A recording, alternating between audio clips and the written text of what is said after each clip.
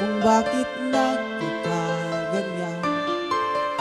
Lumulutang nasasayang ang buhay mo, at inibig bulong ng iyong puso.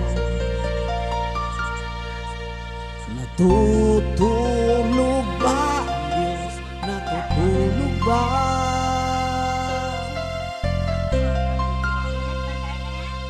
Ba't ikaw ay kaagad sumusuko? Kunting hirap at kunting subo lang. Bakit ganyan? Nasaan ang tama? Nadudula, nawawala ng pag-asa, at iniisip na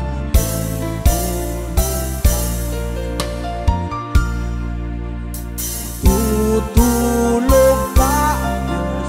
Natutulog ba?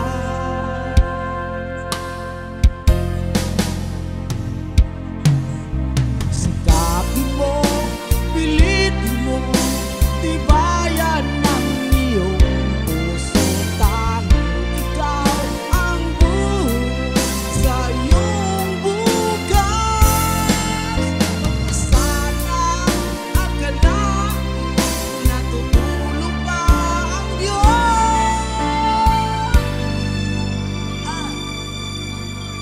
Ang buhay